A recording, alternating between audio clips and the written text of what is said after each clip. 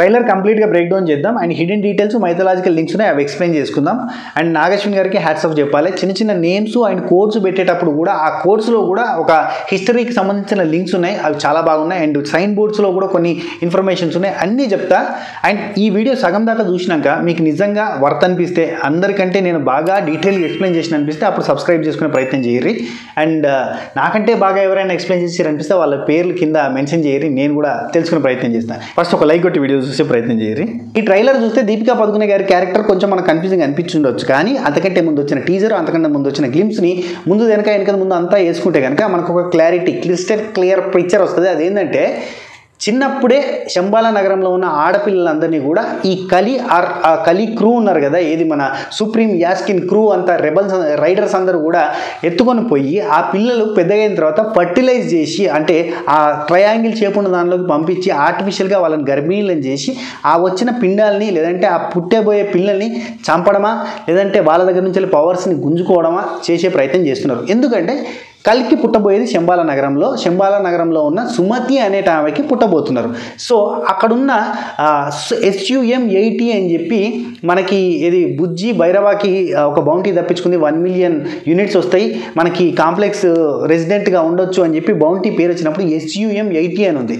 అంటే సుమతి 80 అన్నట్టు. అంటే అక్కడ ఉన్న వాళ్ళందరూ కూడా తీసుకుపోయిన ఆడవాళ్ళందరికీ కూడా SUM-1, SUM-2, SUM-3, SUM-4 అని SUM-80 దాకా కూడా పెట్టారు. వీళ్ళందరినీ కూడా ఆర్టిఫిషియల్గా గర్భిణీలను చేసి ఆ గర్భిణీల్లో నుంచి పుట్టిన వాడికి ఎవరికి పవర్స్ ఉన్నాయో చూద్దామన్న ప్రయత్నం చేస్తున్నాడు కలి అని నాకు అనిపిస్తుంది. అండ్ అదే స్టోరీ ఉండబోవచ్చు కూడా, మేబీ ఉండకపోవచ్చు కూడా. అయితే ఇక్కడనే వాళ్ళని తప్పించడానికి, వాళ్ళని తీసుకొని రావడానికి ప్రయత్నం చేస్తూనే పశుపతి అండ్ ఇంకొక రింగుల జుట్టు అయినా పోతారు. అండ్ రింగుల జుట్టు అయినా పశుపతి దొరికిపోతారు, అక్కడ రింగుల జుట్టు అయినా చచ్చిపోతాడు. అతన్ని పట్టుకొని ఉన్న పశుపతిని మనకు అప్పుడు లాస్ట్ టైం గ్లిమ్స్లో చూసినాం. ఇదంతా పక్కన పెడితే ఇక్కడ దీపికా పదుకునే అయితే తప్పించుకుంటుంది. తప్పించుకున్న దీపికా పదుకునే కడుపుతో ఉంటుంది. కడుపుతో ఉన్న దీపికా పదుకునేనే SUM-80 బౌంటీ, ఆమె ప్రెగ్నెంట్తో ఉంది, 150 రోజుల ప్రెగ్నెన్సీ ఉంది ఆమెకి. అండ్ 2 ఏళ్ళ నుంచి మన ఫర్టిలిటీ ల్యాబ్లో ఆమె కోసం రీసెర్చ్ జరుగుతుంది. ఆమెను పట్టుకున్న వాళ్ళకి 1 మిలియన్ యూనిట్స్ అని చెప్పేది మనకి మొత్తం దానిలో కూడా మనకు చదువుకోవచ్చు, అక్కడ కనబడుతుంది చూడు, డీటెయిల్గా ఉన్నది.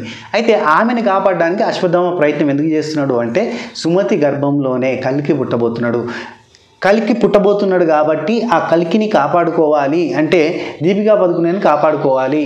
కల్కి పుడితే మొత్తం కూడా సెట్ అయిపోతుంది, ఈ కలియుగం అంతమవుతుంది, కలి అనేటోడు చచ్చిపోతాడు, చంపేస్తాడు కల్కి, అది అప్పుడే లోకం అంతా కూడా రీస్టార్ట్ అవుతుంది, మంచిగా అవుతుంది అన్నట్టు.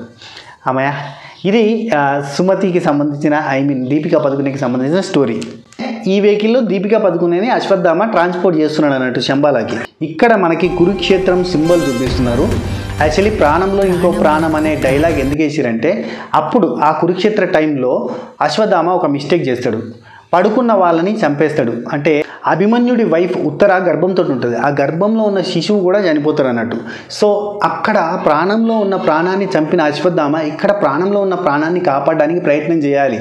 అదే శ్రీకృష్ణుడు పెట్టిన శాపం.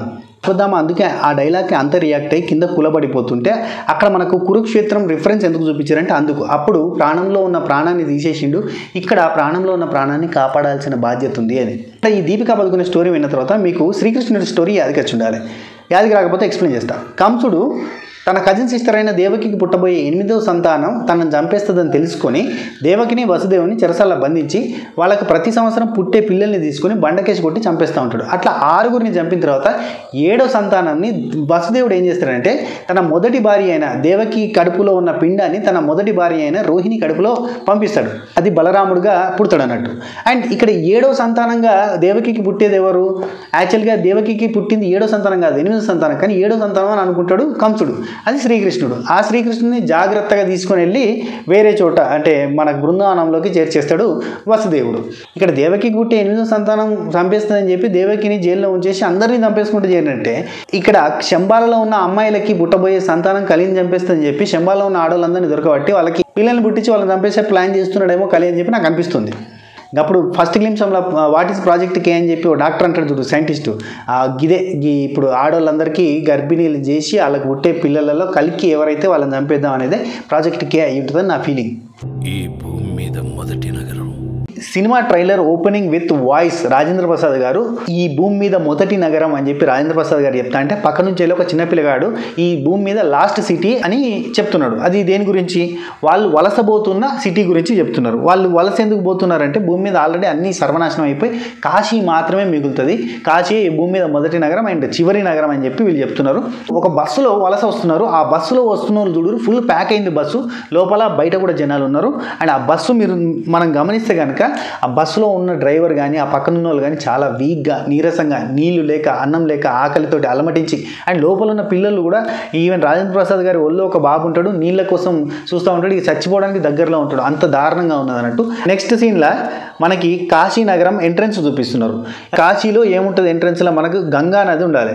ఇక్కడ గంగా నది లేదు, మొత్తం ఎడారి ఉన్నది, కంప్లీట్ ఎడారి, ఇసుకనే కనబడుతుంది. ఒక పక్కకు చూడు సైన్ బోర్డు ఉంది. ఆ బోర్డు మీద instant cremate 500 units, you for units. ఇక్కడ వీక్గా ఉండి చచ్చిపోబోతున్న మనుషుల్ని క్రిమేట్ చేయొచ్చు, లేదంటే చచ్చిపోయిన మనుషుల్ని క్రిమేట్ చేయొచ్చు. ఇక్కడ ఇంకొక సైన్ బోర్డు కనబడుతుంది చూడు, హోటల్ గంగేష్ అని. హోటల్ గంగేష్కి కొద్దిగా పక్కకు వచ్చి చూస్తే పాతాళ భైరవి అని చెప్పి రాసింది. దాని ముంగట ఏదో క్రిమేషన్ జరుగుతున్నట్టుగా, అంటే ఏదో కాలబెడుతున్నట్టుగా మనకు కనబడుతుంది. అక్కడికి వచ్చి బస్ ఆగింది చూపిస్తున్నారు. అండ్ చాలామంది వీక్గా నడుచుకుంటూ కాశీనగరం ఎంట్రన్స్కి పోతూ ఉన్నారు. అంటే ప్రపంచంలో ఉన్న అన్ని నగరాలు కూడా నాశనం అయిపోయినాయి కాబట్టి అక్కడ ఉన్న వాళ్ళంతా వలస వచ్చి కాశీలోకి పోతున్నట్టుగా అర్థమవుతుంది. భూమిని మొత్తం పీల్చేస్తే కాంప్లెక్స్ కు ముందు ఒక పెద్ద కంచి ఉంది. ఆ కంచి దగ్గరికి చాలా మంది నడుచుకుంటూ పోతున్నారు. యాక్చువల్లీ కాంప్లెక్స్ లోకి ఎంటర్ కావాలంటే మనకు తెలుసు కదా, 1 మిలియన్ యూనిట్స్ ఎవరి దగ్గర ఉంటే వాళ్ళు కాంప్లెక్స్ లోకి అడుగు పెట్టగలుగుతారు. మనకు కాంప్లెక్స్ లోనే ఒక సీన్ చూపిస్తున్నారు చూడరు. కాంప్లెక్స్ లో వాటర్ ఉంటాయి, కాంప్లెక్స్ లో జలపాతాలు ఉన్నాయి చూడరు. అండ్ కాంప్లెక్స్ నుంచి దానిపైన ఒక ఫ్లయింగ్ సాసర్ అంటారు, దీన్ని స్పేస్ షిప్ అంటారు. ఆ స్పేస్ షిప్ లోకి కొంతమంది మనుషుల్ని పైకి లిఫ్ట్ చేస్తూ, అది రోబో అనాలనా లిఫ్ట్ అనాలనా, ఒక గేంట్ పర్సనాలిటీని చూపిస్తారు. అది ఒక క్రియేచర్. ఆ క్రియేచరు అది మనం ఫస్ట్ టైం చూస్తున్నాం. హాలీవుడ్ సినిమాలలో కూడా ఇట్లాంటి క్రియేచర్ని చూపించలే. రెబల్స్ ఎవరైతే రైడర్స్ ఉన్నారో ఆ రైడర్స్ కాస్ట్యూమ్లో ఉన్న రోబో లాంటిది కింద నుంచి పైకి తీసుకొని పోతుంది. ఆ పైకి పట్టుకొని పోయేది ఎవరిని? ఆ ముగ్గురు ఎవరున్నారు చూసిరు కదా, అదే సుప్రీం యాష్కిన్ మాత్రమే అని చెప్పి ఆ విలన్ ఎవరైతే హెడ్ ఉన్నాడో ఆ హెడ్ పైకి పోతున్నాడో ఆ హెడ్తో పాటు ఇంకొకరు ఉన్నారు. అండ్ ఆ పైన స్పేస్ షిప్లోనే కలి ఉండే ఛాన్సెస్ ఉన్నాయి, అంటే కమల్ హాసన్ గారు ఉండే ఛాన్సెస్ ఉన్నాయి. ఇక్కడ మనకి రైడర్స్ క్యాప్టెన్ వచ్చి అక్కడ రైడర్స్తో పాటుగా నిల్చొని ముంగట కొంతమంది బౌంటీస్ ఉన్నారు. మీరు గమనిస్తే నార్మల్ పీపుల్ ఉన్నారు. ఆ నార్మల్ పీపుల్కి ఒక బెదిరింపు ఇస్తున్నాడు. అదేంది, ఈ లోకంలో ఉన్నది కాంప్లెక్స్ ఒకటే, అండ్ మనందరికీ సుప్రీం దేవుడు ఎవరంటే సుప్రీం యాస్కిన్ మాత్రమే అని చెప్తున్నాడు. ఆ చెప్పేటప్పుడు మీరు పక్కన గమనిస్తే ఒక పెద్ద పులి ఉంది, పెద్ద పులి ఆ సింహం ఉంది. అండ్ ఆ సింహం ఇక్కడ మనకు నార్మల్గా చూపిస్తున్నారు. ఆ తర్వాత అటాక్ చేసినట్టు కూడా ఒక సీన్ చూపించారు.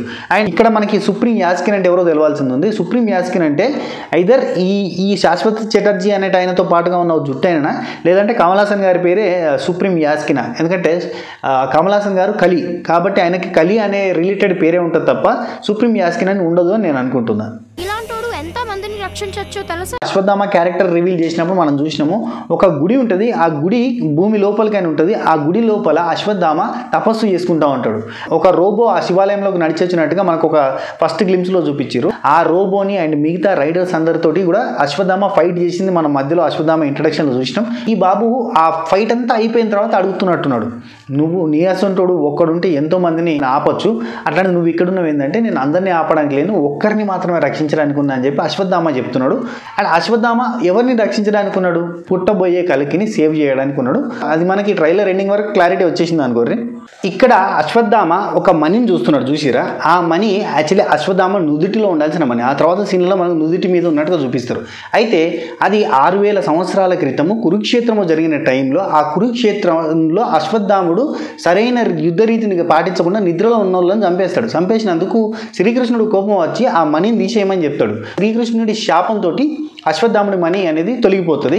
ఆ శాపం ఏంటంటే చావు ఉండదు నీకు, కానీ నొప్పి బాధ భరిస్తా, నువ్వు జీవితాంతం ఉండాలి అని చెప్తే అట్నే ఉండిపోతాడు. అట్లాంటి అశ్వత్థామకు మళ్ళీ ఇన్ని సంవత్సరాల తర్వాత 6000 సంవత్సరాల తర్వాత ఆ మనీ దొరికింది అని అంటే ఆ కళ్ళల్లో మీరు ఒక ఎక్స్ప్రెషన్ కనబడుతుంది చూసిరా. అంటే ఇన్నేళ్ల తర్వాత మనీ దొరికింది అన్న feeling, at the same time అంటే నా పాపానికి ప్రాయశ్చిత్తము ఇప్పటికీ నాకు కలిగించిన దేవ అన్న ఒక ఫీలింగ్ కనబడుతుంది అందులో. నాకైతే చాలా ఫీలింగ్స్ ఉన్నాయిలే అందులో కనిపించింది.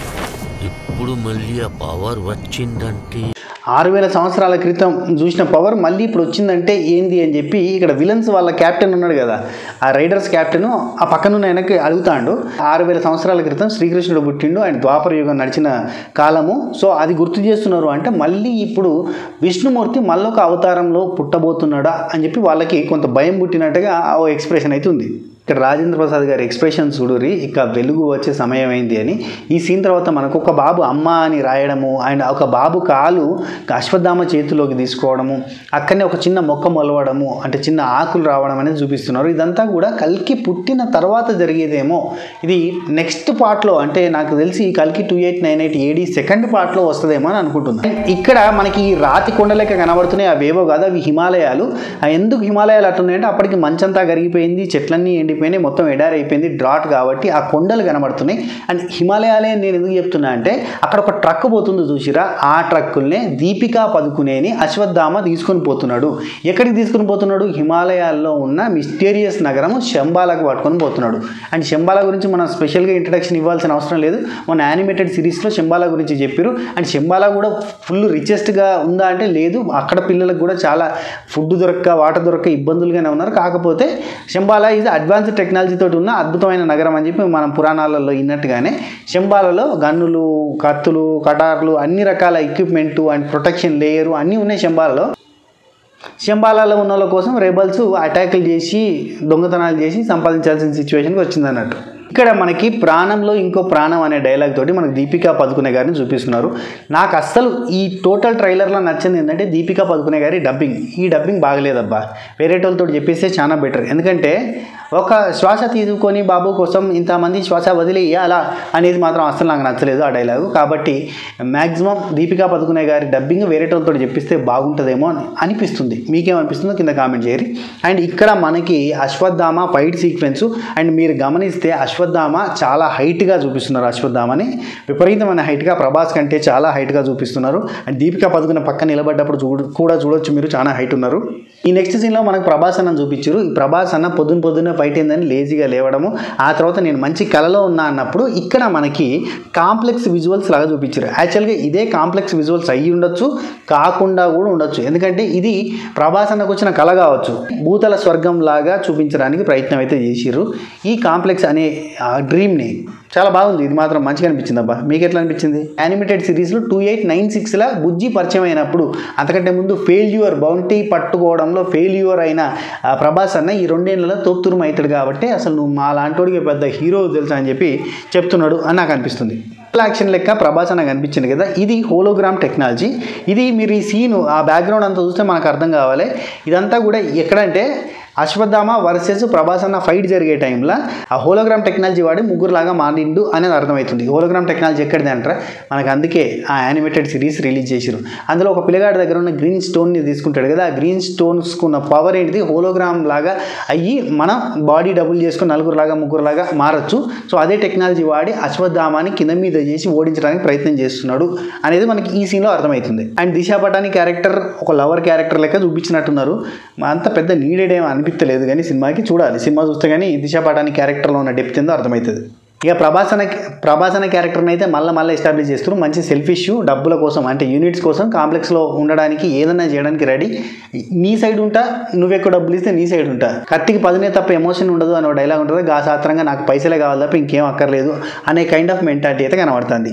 నాకు తెలిసి ఇక్కడ ఇంకేదైనా సీక్రెట్ ఉందా అంటే ప్రభాస్ అన్న కాంప్లెక్స్లోకి పోవాలి అనుకోవడానికి దాని వెనకాల ఏదైనా బిహైండ్ రీజన్ ఏమైనా ఉంటుందేమో, అంటే మనకి ఫ్లాష్ బ్యాక్లు ఉంటాయి కదా, ఆ టైప్లో ఏదైనా ఉంటుందేమో అని ఒక చిన్న ఫీలింగ్ ఉన్నది.